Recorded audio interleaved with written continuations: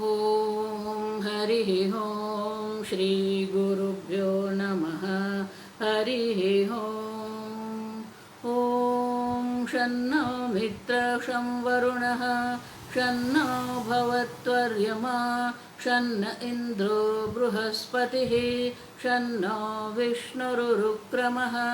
नमो ब्रह्मणे नमस्ते वायो त्वमेव प्रत्यक्षं ब्रह्मासि त्वमेव प्रत्यक्षं ब्रह्म वदिष्यामि ऋतं वदिष्यामि सत्यं वदिष्यामि तन्मामवतु तद्वक्तारमवतु अवतु माम् अवतु वक्तारम्।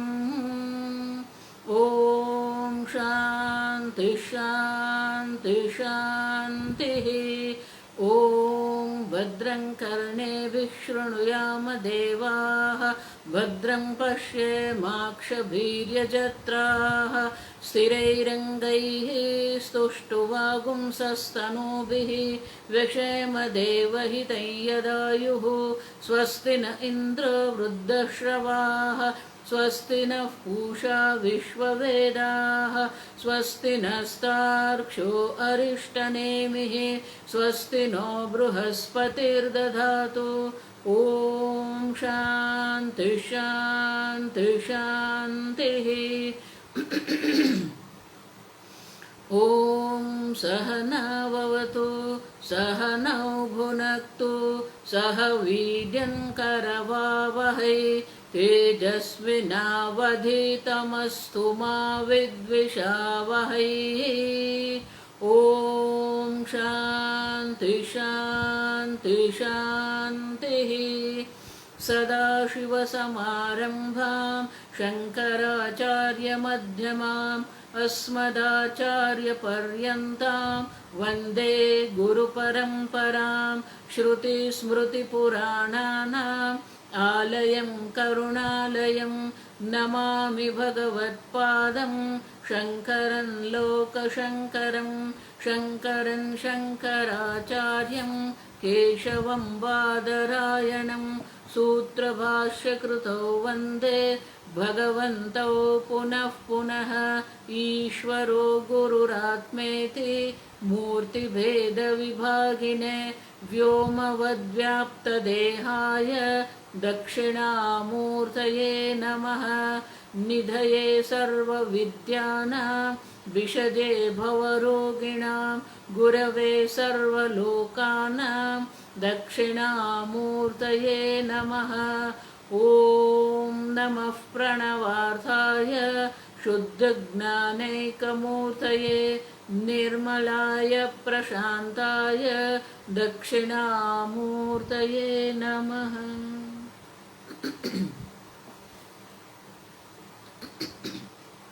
मंगलाचरण।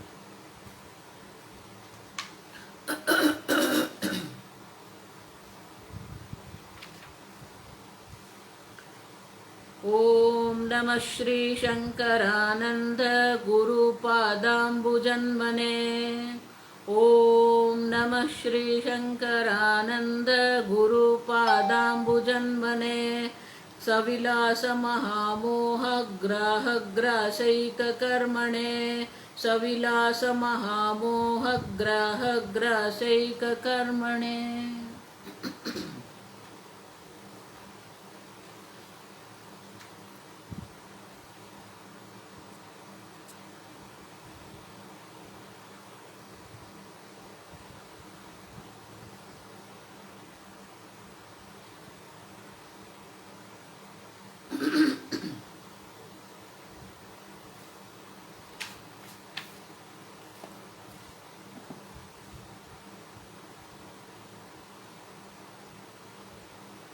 वेदांत शास्त्र में ब्रह्म ज्ञान के लिए दो प्रकार की साधना है, दो प्रकार के साधन है। एक बहिरंग साधन है, दूसरा अंतरंग साधन है। बहिरंग साधन है विवेक वैराग्य षट समाधि षट संपत्ति और मुमुक्षुत्व। अंतरंग साधन है आत्मावारे द्रष्टव्य, श्रोतव्य, मंतव्य, निधिध्यासितव्य। तो ये अंतरंग साधन हम देख रहे हैं। आत्मावारे द्रष्टव्य, श्रोतव्य। इसलिए श्लोक नंबर 53 में हमने देखा कि पहले आत्मा तत्व का श्रवण आवश्यक है। उस श्लोक में हमने देखा इत्थम वाक्यैहि तदर्थ अनुसंधानम श्रवणम भवेत। जो वस्तु है, जो तत्व को हम जानने की इच्छा कर रहे हैं, उनका अनुसंधान करना वो श्रवण है। श्रवण के बारे में विस्तार से हमने आगे देख लिया है। तो श्रवण हम कर रहे हैं, तो श्रवण करके फिर श्रवण करने के समय जो प्रमाण शंका है वो प्रमाण शंका की निवृत्ति हो जाती है। लेकिन जो प्रमेय है, शास्त्र प्रमाण है, गुरु प्रमाण है। लेकिन जो शास्त्र द्वारा गुरु जिस वस्तु का जिस वस्तु के प्रमेय का अनुपदेश कर रहे हैं, वो वस्तु के प्रत्ये भी हमारे मन में शंका हो सकती है। उसके प्रमेय शंका कहते हैं।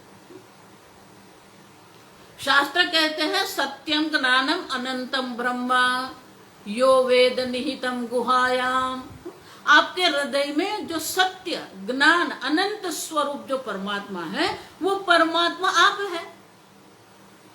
ये वास्तविकता है। वो परमात्मा को आत्मस्वरूप हमें पहचानना है, आत्मस्वरूप है ये हमें पहचानना है। लेकिन जब ये सुनते हैं तो हमारे मन में प्रश्न उठता है, मैं कैसे परमात्मा हो सकता हूं? और इसलिए ये शास्त्र श्रवण के बाद मन में ये शंका होती है, उसको प्रमेय शंका कहते हैं। वो प्रमेय शंका की निवृत्ति के लिए कहते हैं युक्त्या संभावितत्व अनुसंधानम मननम तु तत्। युक्ति द्वारा, यहाँ युक्ति मानी हम जो युक्ति कहते वो नहीं है, छल कपट वाली युक्ति की बात यहाँ नहीं है। युक्ति माने कि न्याय संगत तर्क संगत रूप से,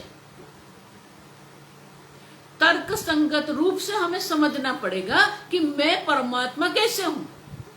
आप अपने आप को ईश्वर समझते हैं कि नहीं? आप अपने आप को ईश्वर स्वरूप देखते हैं कि नहीं? अगर आप ईश्वर स्वरूप नहीं देखते हैं तो आपके मन में ये जो शंका है, वो शंका की निवृत्ति तर्क द्वारा, दृष्टांत द्वारा हम करते हैं। उसको मनन कहते हैं। जब श्रवण द्वारा, मनन द्वारा स्पष्टता हो गई कि आत्मा ब्रह्म स्वरूप है, आप ईश्वर है, जीव और ईश्वर का ऐक्य हमें समझ में आ गया है। लेकिन वो ऐक्य की समझदारी के बाद भी जब हम व्यवहार में रहते हैं तो व्यवहार में हमारे मन में अनेक प्रकार की शंकाएं रहती हैं। आप समझो, पूज्य स्वामी जी बहुत सुंदर दृष्टांत देते थे।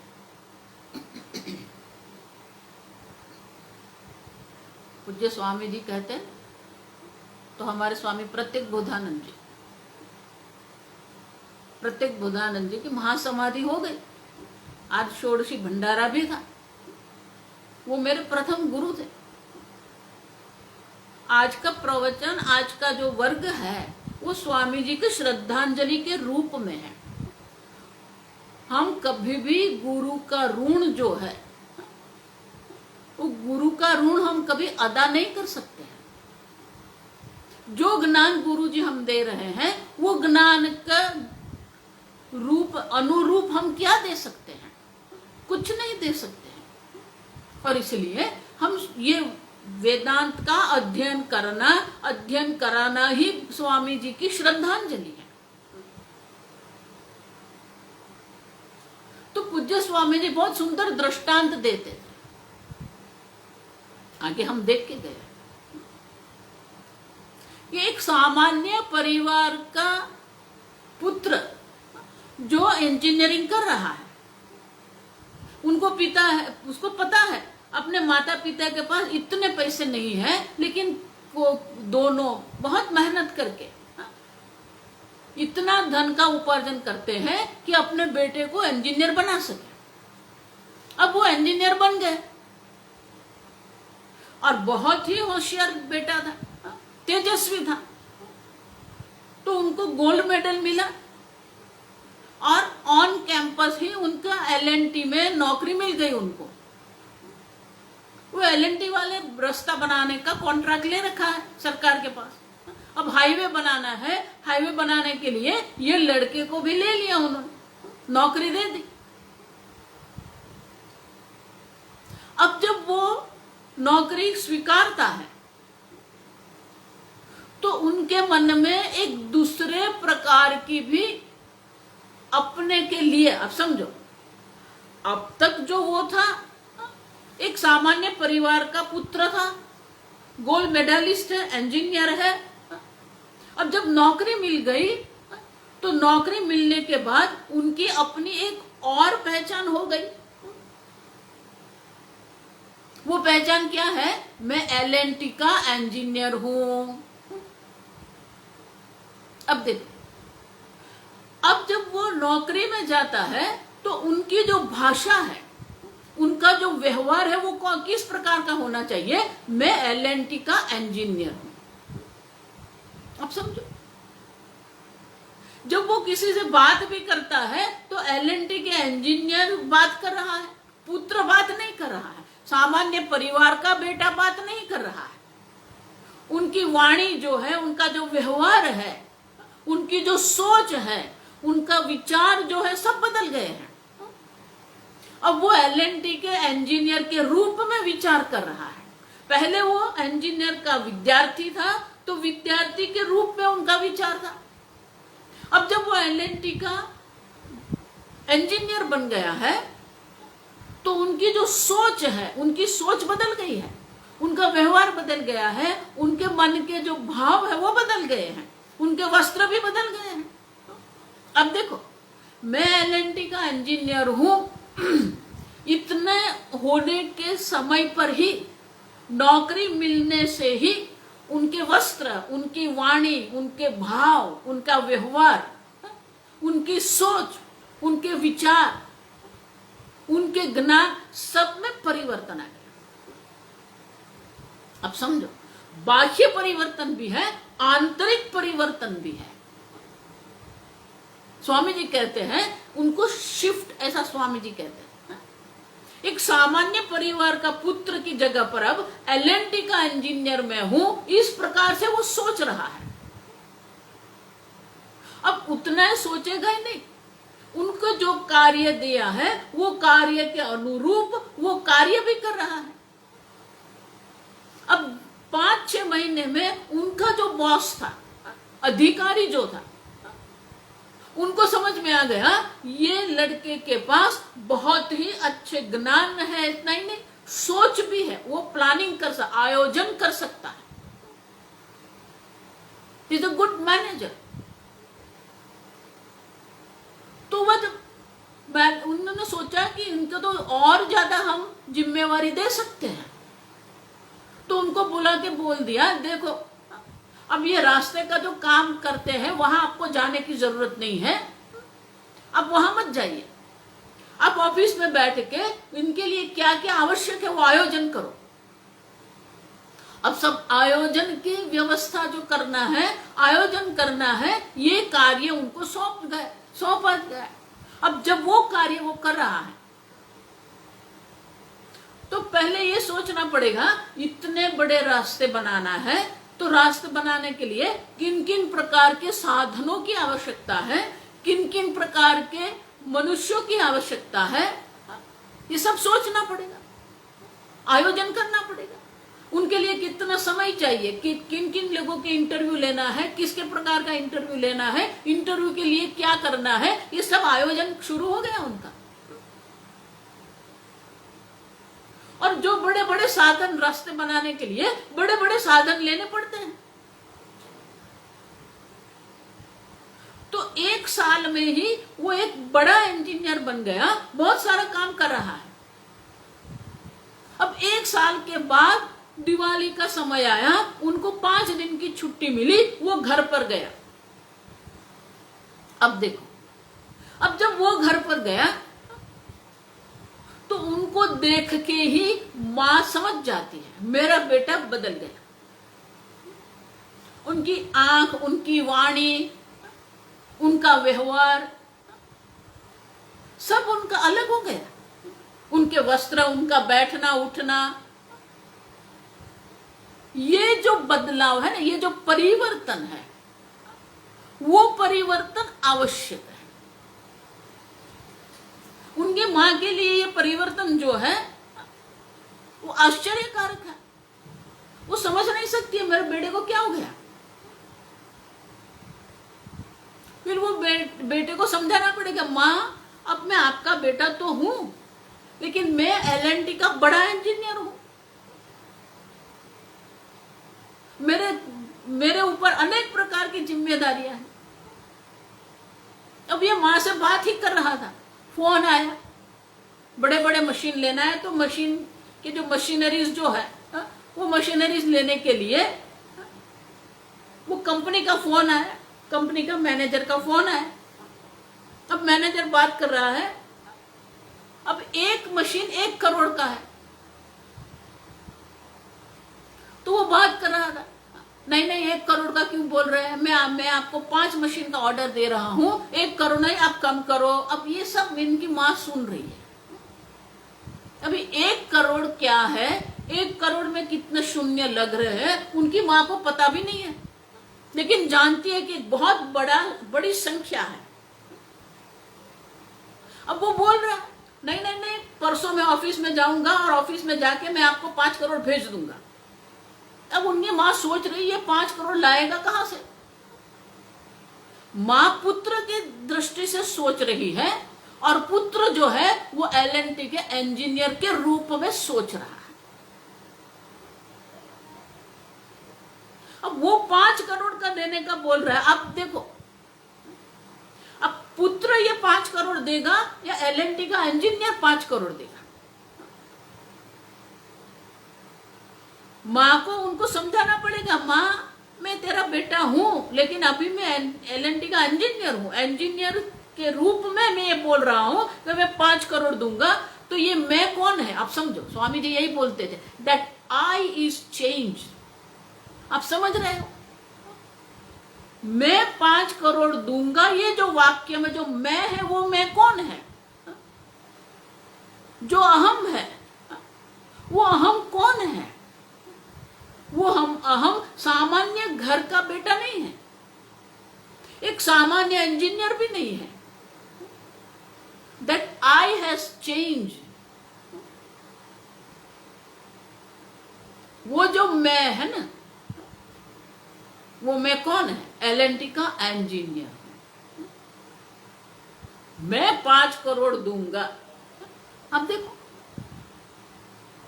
उसको अंग्रेजी में कहते हैं he is representing the L&T company. आप समझे। उसी प्रकार से शास्त्र कहते हैं आप ईश्वर है, आप ईश्वर स्वरूप है, तो आपका जो अहम है, अभी जो अहम आपका है, वो देह मन बुद्धि संघात वाला अहम है। ये अहम में परिवर्तन आना चाहिए। मैं ब्रह्म हूं जब हम कहते हैं, तो वो मैं जो है, वो मैं कौन सा है, वो पहले वाला मैं नहीं है। जिस प्रकार से मैं 5 करोड़ दूंगा, तो वो जो मैं है वो अलग है। उसी प्रकार से मैं ईश्वर हूं, तो अब वो जो मैं है वो बदल गया, वो पुराना वाला मैं नहीं है। लेकिन यही यहां पर हम बहुत बड़ी गलती करते हैं। बड़े बड़े वेदांती यहां गलती करते हैं। ये मैं में परिवर्तन नहीं आ रहा है, और जब तक मैं में परिवर्तन नहीं, अहम में परिवर्तन नहीं आएगा, ये ज्ञान नहीं होगा। अब देखो, ये सूक्ष्म है। आपके अहम में परिवर्तन आया कि नहीं आया। जिस प्रकार से एक सामान्य घर का बेटा एलएनटी इंजीनियर बन गया, और उनके अहम में, जो अहम मानी अहंकार नहीं, अहम मानी मैं, आई, कैपिटल आई, वो जो परिवर्तन है, वो परिवर्तन आवश्यक है। अब तक हम अपने को अल्प मान रहे थे, अल्पज्ञ मान रहे थे, अल्पशक्ति मान रहे थे। अब भागवत त्याग लक्षण करके हमने देखा कि ईश्वर भी सच्चिदानंद स्वरूप है और मैं भी, आप भी सच्चिदानंद स्वरूप है। आपका जो स्वरूप है वो सच्चिदानंद स्वरूप है, तो आपको भी आपके लिए किस प्रकार से सोचना पड़ेगा। ये अहम में जो परिवर्तन है वो परिवर्तन आवश्यक है। ये चेंज जो है ना लाना पड़ता है, और इसीलिए श्रवण करते हैं, मनन करते हैं, समझ में आ जाता है। बौद्धिक रूप से हम समझ लेते हैं, तर्क से हम समझ लेते हैं, लेकिन मानसिक रूप से जो भावनात्मक हमारा है, पिछले बार हमने देख लिया, हमारे जो भावनात्मक जो व्यक्तित्व है, वो भावनात्मक व्यक्तित्व जो है उनको भक्ति अच्छी लगती है, ईश्वर का आश्रय अच्छा लगता है, ईश्वर की शरणागति अच्छी लगती है, लेकिन मैं ईश्वर हूं ये समझने उनके लिए एक कठिन बात होती है। इसलिए आप देखो, ये सब जो भक्ति संप्रदाय है, मैं ईश्वर का हूं ये समझ सकते हैं वो, लेकिन मैं ईश्वर हूं तो ये जो मैं है वो ईश्वर स्वरूप बनना चाहिए। और इसीलिए शास्त्र कहते हैं कि श्रवण कर लिया, मनन कर लिया, लेकिन ये मैं में परिवर्तन नहीं आ रहा है, जिसको शास्त्र में विपरीत भावना कहते हैं। विपरीत भावना जो है, विपरीत माने कि विरुद्ध, आप जो अपने आप को सोच रहे हैं और शास्त्र जो आपको बता रहे हैं वो दोनों विपरीत है, विरुद्ध है। आप अपने को अल्प मान रहे हैं और शास्त्र कहते हैं आप सर्वव्यापी चैतन्य स्वरूप है। तो अपनी अनंतता, कालतः अनंतता जो है, देशतः अनंतता है, वस्तुतः जो हमारी अनंतता है, वो अनंतता को स्वीकारना है। अल्पता का त्याग होना चाहिए। और इसलिए ये विपरीत भावना, अल्पता की जो भावना है वो विपरीत भावना है। और अंग्रेजी में उसको विपरीत भावना जो है उनका अनुवाद शब्दतः हम नहीं कर सकते, इसीलिए वो विपरीत भावना को अंग्रेजी में कहते हैं हैबिचुअल एरर। आप समझना, जन्मों जन्म से हमें अपने को अल्प मानने की, देह मानने की आदत पड़ गई है। और इसलिए जब शास्त्र हमें कहता है कि आप ब्रह्म स्वरूप है, तो वो समझने के लिए, स्वीकारने के लिए हमारा मन, हमारी भावना तैयार नहीं है। और इसीलिए निदिध्यासितव्य है, और इसलिए ये निदिध्यासन आवश्यक है। ये जो हैबिचुअल एरर है, ये जो विपरीत भावना हमारे मन में है, ये जो विपरीत भ्रांति हमारे मन में है, वो भ्रांति की निवृत्ति के लिए निदिध्यासन आवश्यक है। और ये निदिध्यासन जो है, वो निदिध्यासन के लिए बहुत सुंदर श्लोक यहां कह रहे हैं। हम श्लोक पढ़ेंगे, श्लोक नंबर 54। ताभ्याम निर्विचिकित्सेर्थे, ताभ्याम निर्विचिकित्सेर्थे, चेतसस्थापितस्य यत्, चेतसस्थापितस्य यत्, एकतानत्वमेतद्धि, एकतानत्वमेतद्धि निदिध्यासनमुच्यते, निदिध्यासनमुच्यते। पहले श्लोक का अर्थ देखते हैं। ताभ्याम, ताभ्याम माने श्रवण मननाभ्याम, निर्विचिकित्से, विचिकित्सा माने संशय, विचिकित्सा माने संशय, निर्विचिकित्सा, निर्गता विचिकित्सा यस्मात्, जिसमें से ये संशय की निवृत्ति हो गई है। किसके द्वारा? श्रवण और मनन द्वारा ये संशय की निवृत्ति हो गई है। चेतस स्थापितस्य यत, इतना ही नहीं, चेतसः, ये बहुत सुंदर है, आप समझो। योग की जो भाषा है, यम नियम आसन प्राणायाम प्रत्याहार, ये बहिरंग है। अब देखो वहां पर भी वही है, यम नियम आसन प्राणायाम प्रत्याहार जो कहते हैं वो बहिरंग साधन है। धारणा ध्यान समाधि ये अंतरंग साधन है। तो धारणा, अब समझो, स्थापितस्य जो कहते हैं ना वो धारणा है। एक देश निबंधश्च धारणा, अपने मन को एक ही विषय में दीर्घ काल पर्यंत स्थिर करना, उसको धारणा कहते हैं। तो इसलिए कहते हैं चेतसः स्थापितस्य यत, ये जो चैतन्य स्वरूप आत्मा है, जो अनंत चैतन्य स्वरूप आत्मा है, उसमें हमारे मन को स्थापित करना है।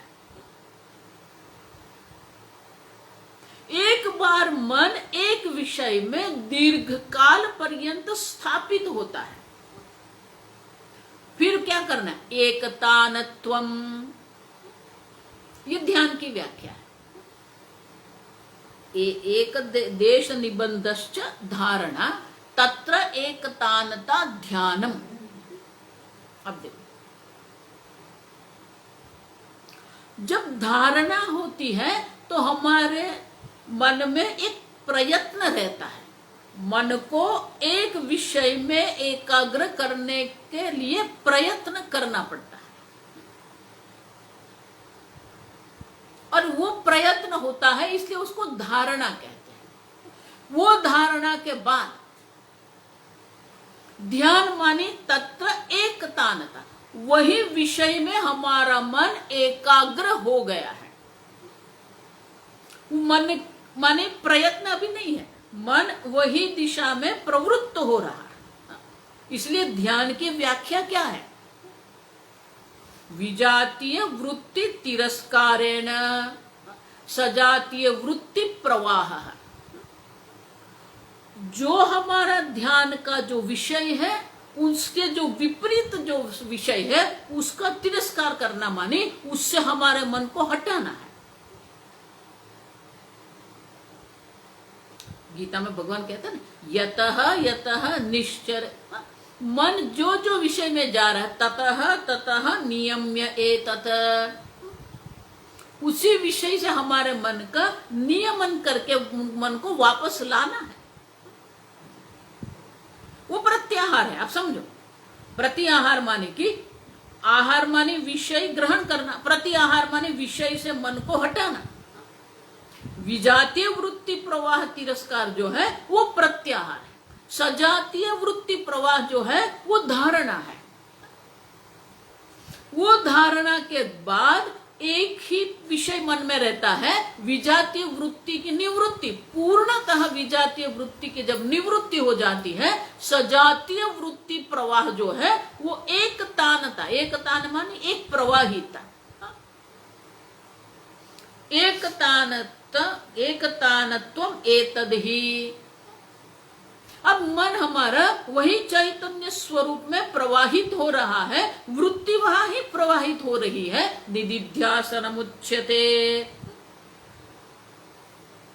पतंजलिना उक्त एकतानत्वम एकाकार वृत्ति प्रवाहवत्वम एतद् निदिध्यासनमुच्यते। अब देखो, जो भी हमारे मन में है, एक बार मन में ईश्वर चिंतन का आरंभ हो गया तो ईश्वर चिंतन का आरंभ जो है वो ईश्वर चिंतन हम जो कर रहे हैं, दूसरा कोई विषय हमारे मन में नहीं है। हमारी बुद्धि जो है, हमारी मन की वृत्ति का प्रवाह है, वो अनंत चैतन्य स्वरूप का चिंतन कर रहे हैं। तो ये विपरीत भावना जो है उनकी निवृत्ति करनी पड़ेगी। वो धारणा है, वो धारणा करके जब हम ध्यान करते हैं, वो ध्यान हमारे मन में आ गया, फिर वो वृत्ति की प्रवाह, जो वृत्ति का जो प्रवाह है, वो प्रवाह एक ही दिशा में जा रहा है, मैं नित्य चैतन्य स्वरूप हूं। अब देखो, निधिध्यासन और ध्यान दो है, एक तानता ध्यानम। लेकिन निधिध्यासन क्या है? ध्यान और निधिध्यासन जो है, उनमें जो तफावत है वो हमको देखना पड़ेगा। ध्यान शब्द जब हम कहते हैं तो ब्रह्म का जो सगुण स्वरूप है, सगुण स्वरूप ब्रह्म का जो चिंतन है, उसको ध्यान कहते हैं। सर्वज्ञ सर्वशक्ति परमात्मा जो है, सर्वव्यापी परमात्मा है, परम कृपाणु परमात्मा है, ये जो सब है वो ध्यान है। लेकिन परमात्मा का जो सत्यम ज्ञानम अनंतम, जो अनंत चैतन्य स्वरूप जो है, वो स्वरूप का जब हम चिंतन करते हैं, वो ऐक्य का हम जब चिंतन करते हैं, उनको निधिध्यासन कहते हैं। अब देखो, निधिध्यासन शब्द देखो, ध्यय ये धातु है, ध्यान करना। ज्ञा धातु है, जानना। फिर उनसे हम सन प्रत्यय लगा के, आपके हम देख के गए, मुमुक्षु में हम देख के गए, तो उनमें सन प्रत्यय लगाते हैं तो इच्छा का अर्थ आ जाता है, जिज्ञासा। ज्ञान की इच्छा को कहते हैं जिज्ञासा, मोक्ष की इच्छा को कहते हैं मुमुक्षा। प्यास जो है, पानी पीने की जो इच्छा है, तीव्र इच्छा जो है, वो तीव्र इच्छा जो है उसको कहते हैं पिपासा। उसी प्रकार से ध्यान करने की जो इच्छा है उसको दिध्यास कहते हैं। तो नी है और दिध्यास जो धातु है, उसमें फिर अनम प्रत्यय लगा, दिध्यासनम मानी वो क्रिया। अनम प्रत्यय जो है वो क्रिया के रूप में है, लेकिन नी पूर्वक है, नी उनमें उपसर्ग है। तो यहां नी का अर्थ क्या होगा?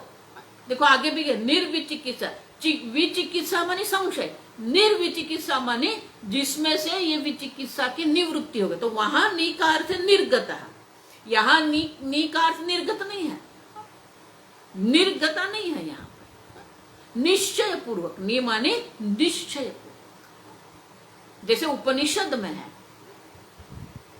एक ब्रह्म का चिंतन करने की इच्छा जो है, वो उनकी जो निश्चय है, उनका जो दृढ़ निश्चय, उसको निधिध्यासन कहते हैं।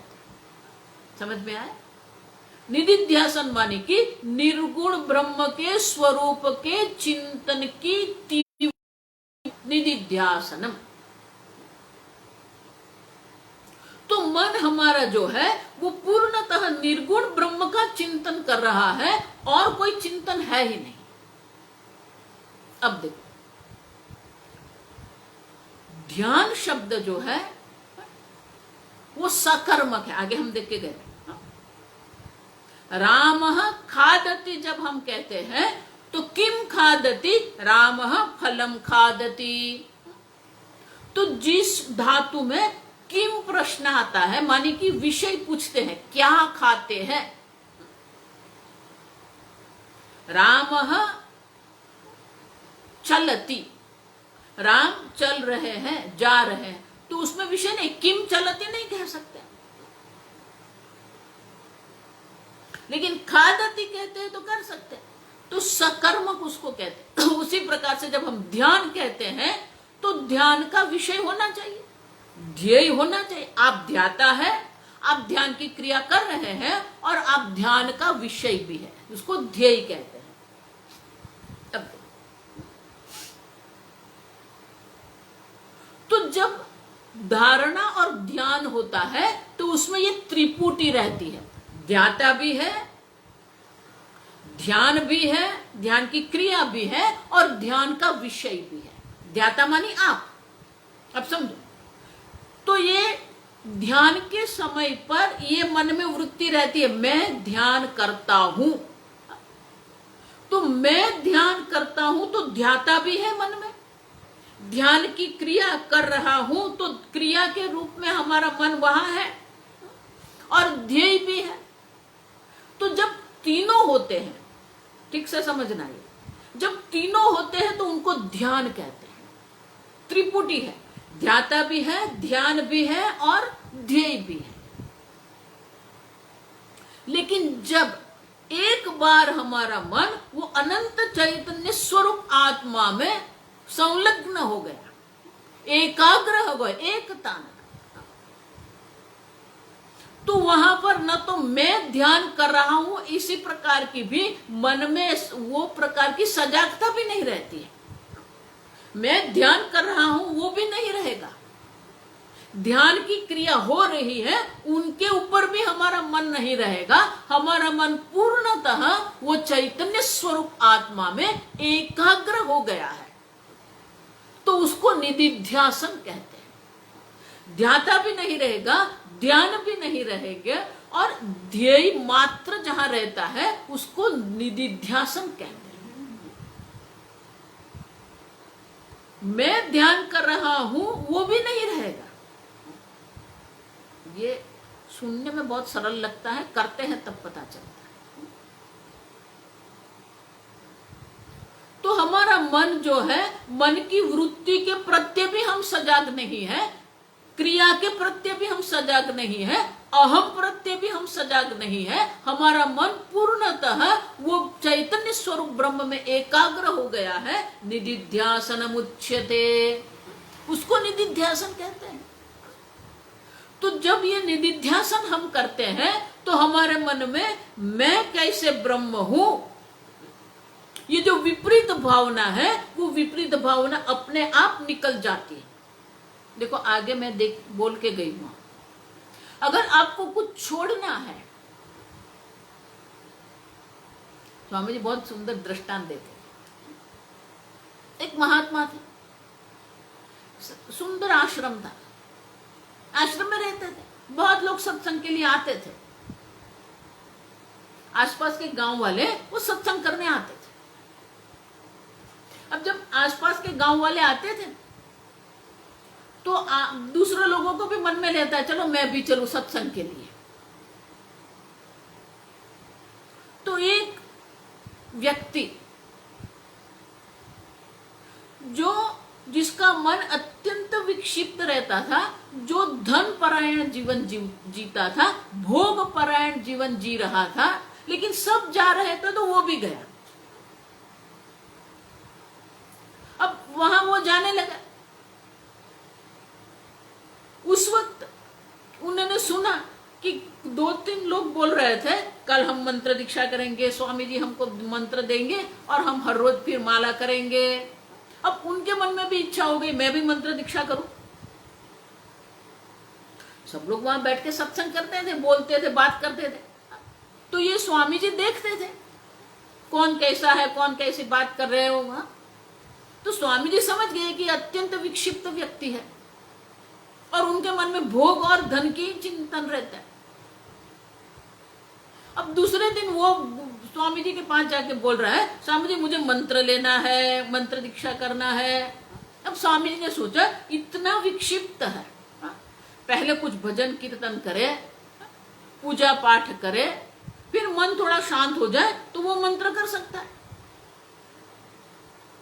लेकिन वो तो करना नहीं, उसको दान दक्षिणा नहीं करना है, पूजा पाठ नहीं करना है, सीधा मंत्र जप करना है।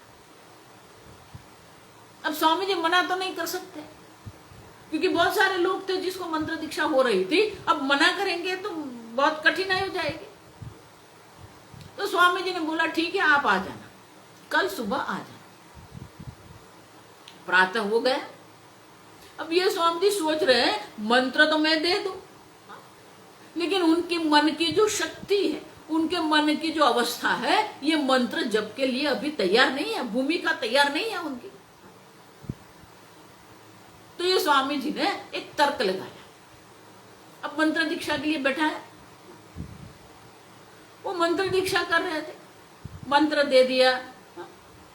मंत्र देने के बाद स्वामी जी ने इतना ही बोल दिया आप जब मंत्र कर रहे हो, आप जप कर रहे हो, तब बंदर का चिंतन मत करना। ठीक है स्वामी जी, आपका मंत्र ही मैं करूंगा, बंदर का चिंतन नहीं करूंगा। अब वो गए। अब जब दूसरे दिन सुबह जब वो माला लेके मंत्र करने लगा तो उनके मन में क्या आएगा? स्वामी जी ने बोला है बंदर का चिंतन नहीं करना है, जप करना है। अब देखो क्या होगा, जिसका चिंतन नहीं करना है उसी का चिंतन होगा। स्वामी जी कहते हैं पहले तो लोकल जो सब बंदर है ना वो याद आ जाएंगे उसको, फिर वो प्राणी संग्रहालय में जो बंदर देखे तो वो याद आएंगे, फिर वो डिस्कवरी चैनल में जो बंदर देखे तो वो याद आएंगे। अब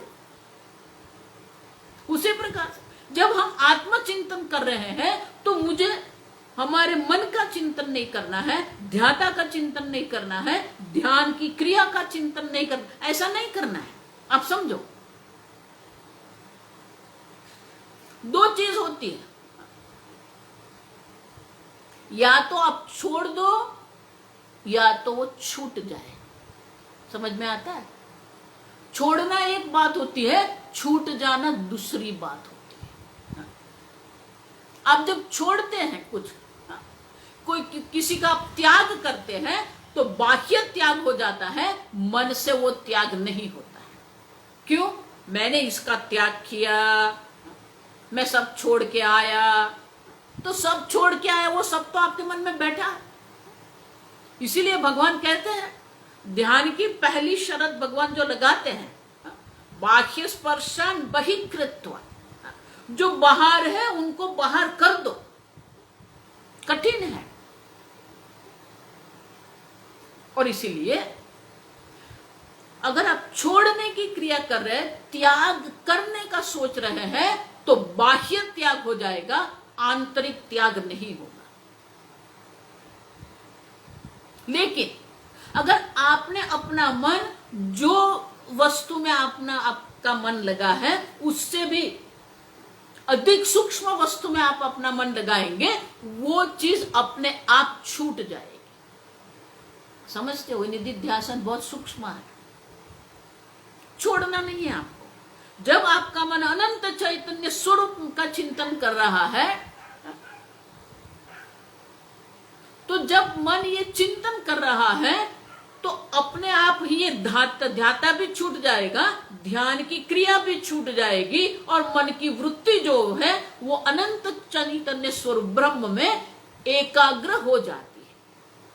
अब जब ये एकाग्र होती है, जब ध्याता छूट जाता है, छोड़ना नहीं है। अगर आप छोड़ेंगे तो नहीं छूटेगा, अपने आप हो जाएगा। इसके लिए शास्त्र बहुत सुंदर दृष्टांत देते हैं। रूई होती है ना, जब खेत में से रूई आती है तो वो रूई में अनेक प्रकार के कण होते हैं। ये रज होती है, धूल की रज भी अंदर होती है और पत्ते की रज भी अंदर होती है, तो वो स्वच्छ नहीं है। अनेक प्रकार के कण ये रूई में होता है। अब वो आप कैसे निकालेंगे? देखो, ये आधुनिकता है ना, आधुनिकता अच्छी है। हम सत्संग कर सकते हैं, ऑनलाइन हम सत्संग कर रहे हैं, लेकिन बहुत सारी चीज छूट रही है। ये रूई को स्वच्छ करने के लिए क्या करना चाहिए? अगर आपने देखा हो बचपन में, वो बड़ा सा एक साधन लेके आता है, उसके साथ तार होते हैं, धातु का तार होता है। वो क्या करता है, वो रूई के अंदर वो करता है तो वो रूई छूटती है, उसका विस्तार होता है। वो रूई इतना बॉल के साइज की होती है, लेकिन उसको वो अलग अलग करते, एक एक तंतु जो है वो अलग होता है। अब जब उसका विस्तार होता है ना, तो उसके अंदर जो भी कण है वो कण गिर जाती है, छूट जाती, छोड़ता नहीं, छूट जाती। रुई का जितना भी आप विस्तार करेंगे तो उसके अंदर जितनी भी अशुद्धियां हैं, जितनी भी मलिनता है, जितने भी कण है, जितने भी रज है, वो सब नीचे गिर जाते हैं। उसी प्रकार से हमारे मन को भी विस्तृत करना है। इसीलिए मैं हमेशा सबको कहती हूं कि गीता का 10वां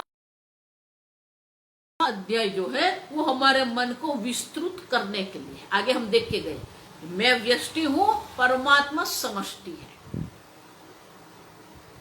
तो जितना हम समष्टि का चिंतन करेंगे, जितना हम ईश्वर का चिंतन करेंगे, जितना हम सर्वव्यापी परमात्मा चिंतन करेंगे, हमारे मन में जितनी भी मलिनता है, हमारे मन में जितने भी सोच है, वो सब गिर जाएगी, छूट जाएगी। एक बार हमारा मन सर्वव्यापी चैतन्य स्वरूप ब्रह्म में एकाग्र हो जाएगा, उनके सिवा जो भी कुछ चीज है वो सब अपने आप छूट जाती है। ध्याता भी नहीं रहेगा, ध्यान की क्रिया भी नहीं रहेगी, क्रिया करने के प्रयास भी नहीं रहेगा, प्रवाह जो है, इसलिए उसको तैल धारावत ऐसा कहते हैं। शास्त्र में उसको कहते हैं तैल धारावत। ये जो तेल की धार जो होती है ना, अब देखो पानी की जो धारा की धारा देखेंगे ना, तो उसमें आपको एक प्रकार से क्या कहते हैं उसको, डिस्टर्बेंस दिखेगा आपको। लेकिन अगर तेल की धार आप लगाएंगे ना तो बिल्कुल स्मूथ रहती है, वो किसी भी प्रकार का विक्षेप नहीं होता है। उसी प्रकार से ये निधिध्यासन माने कि हमारे मन में और कोई विक्षेप नहीं है, सब छूट जाता है। और उसी प्रकार से हमारा मन एक चैतन्य एकतानत्वम एतद्हि निधिध्यासनम उच्यते। और इसलिए विद्यारण्य मुनि कहते हैं कि एकतानता, हमारा मन की जो वृत्तियां हैं, वृत्ति को बंद नहीं करना। आप समझो, पतंजलि मुनि ने कहीं पर भी ऐसा नहीं कहा है कि आपकी मन की वृत्ति को आपको बंद करना है, अटकना नहीं है, भटकना भी नहीं है, अटकना भी नहीं है, विक्षेप भी नहीं है, बंद भी नहीं है, वृत्ति का त्याग नहीं है, वृत्ति को हम बंद नहीं कर रहे हैं। वृत्ति का प्रवाह जो है, द्रष्टुः स्वरूपे अवस्थानम समाधि, हमारा मन वो दृष्टा जो है, वो दृष्टा जो है, उनका जो स्वरूप है, उनका जो चैतन्य स्वरूप आत्मा है, उनमें मन एकाग्र हो गया है। माने कि ध्येय मात्र रहा है, ध्याता भी नहीं है, ध्यान की क्रिया भी नहीं है, और ध्येय मात्र जहां रहता है उसी को निधिध्यासन कहते हैं। और इसलिए ये विद्यारण्य मुनि कहते हैं कि तत्र एकतानता निधिध्यासनम। अब देखो, ध्यान में विजातीय वृत्ति नहीं है, लेकिन त्रिपुटी है, लेकिन निधिध्यासन में त्रिपुटी भी नहीं रहती है, और इसलिए उसको निधिध्यासन कहते हैं, ध्यान नहीं कहते हैं, क्योंकि हमारा मन एक वृत्ति में एक ही प्रवाह में आगे बढ़ रहा है। लेकिन ठीक से समझो, जो करना है वो तो आपके मन को ही करना है। इसलिए हमारा मन जो है, हमारे मन में उस प्रकार के निधिध्यासन करने की योग्यता भी होनी चाहिए। वेदांत श्रवण करने मात्र से अधिकारित्व, निधिध्यासन के अधिकारित्व की प्राप्ति नहीं होती है। मन में उस प्रकार से एकाग्रता लाने के लिए अन्य सर्व प्रकार से हमारा मन जो है वो संतुष्ट होना चाहिए। इसलिए भगवान कहते संतुष्ट सततम। आप समझ, अगर मन में असंतोष है, मन में अस्वीकार है, मन में आग्रह पड़ा हुआ है, तो हम निधिध्यासन नहीं कर सकते। मैं हमेशा इसलिए कहती हूं कि इस जगत में सबसे बड़ी सिद्धि यही है कि आपका मन प्रसन्न है कि नहीं। बाहर कितनी भी प्रतिकूलता हो, लेकिन आपका मन प्रसन्न, आपका मन एकाग्र हो सकता है कि नहीं? और इसीलिए आगे हमने देखा है, पिछली बार हम जब क्लास कर रहे थे तब मैंने विस्तार से आपको समझाया था कि ईश्वर की भक्ति आवश्यक है। ईश्वर की भक्ति द्वारा ही आप प्रसन्न मन को प्राप्त कर सकते हैं। ईश्वर की भक्ति के बिना प्रसन्न मन अशक्य है। जितनी ईश्वर की शरणागति आपको रहेगी, जितने ईश्वर पर आपकी श्रद्धा बनी रहेगी, जितना ईश्वर पर आपका भरोसा बना रहेगा, विश्वास बना रहेगा, उतना ही आपका मन प्रसन्न रहेगा। बहुत आवश्यक है। इसलिए भगवान 18 अध्याय कहते हैं सर्वधर्मान परित्यज्य मामेकम शरणम व्रज। एक अद्वितीय परमात्मा में ही हमारी शरणागति होनी चाहिए। हमारी निष्ठा, हमारा विश्वास, किसी भी प्रकार का मन में अस्वीकार नहीं है, विरोध नहीं है। और इसीलिए जितना हमारा मन शांत रहेगा, जितने हमारे मन में अस्वीकार की वृत्ति नहीं रहेगी, उतना ही मन एकाग्र हो सकता है। अब 6ठे अध्याय में अगर देखेंगे, कल हम देखेंगे कि मन में किस किस प्रकार का प्रतिबंध, विघ्न आ सकते हैं, और एक एक प्रतिबंध की निवृत्ति करनी पड़ती है, तभी मन हमारा निधिध्यासन के लिए योग्य बन सकता है। और इसीलिए निधिध्यासन करने के लिए किस प्रकार की योग्यता हमें चाहिए? हमारा मन ऐसा होना चाहिए कि वो ध्येय के प्रति समर्पित है, न ध्याता के प्रति समर्पित है, न ध्यान की क्रिया के प्रति समर्पित है, न बाह्य विषय के प्रति समर्पित है। एक विषय में ही वो समर्पित रहता है। वो कैसे होता है हम कल देखेंगे। ओम स्वस्ति प्रजाभ्यः परिपालयन्तां न्यायेन मार्गेण महिं महिषाः गोब्राह्मणेभ्यः शुभमस्तु नित्यं लोकाः समस्ताः सुखिनो भवन्तु काले वर्षतु पर्जन्यः पृथिवी सस्यशालिनी देशोऽयं क्षोभरहितः ब्राह्मणाः सन्तु निर्भयाः ओम सर्वेषां स्वस्तिर्भवतु सर्वेषां शान्तिर्भवतु सर्वेषां पूर्णं भवतु सर्वेषां मङ्गलं भवतु सर्वे भवन्तु सुखिनः सर्वे सन्तु निरामयाः सर्वे भद्राणि पश्यन्तु मा कश्चित् दुःखभाग् भवेत् असतो मा सद्गमय तमसो मा ज्योतिर्गमय मृत्योर्मा अमृतंगमय ओम पूर्णमदः पूर्णमिदं पूर्णात् पूर्णमुदच्यते पूर्णस्य पूर्णमादाय पूर्णमेवावशिष्यते ओम शांति शांति शांति हरिः ओम श्री गुरुभ्यो नमः हरिः ओम।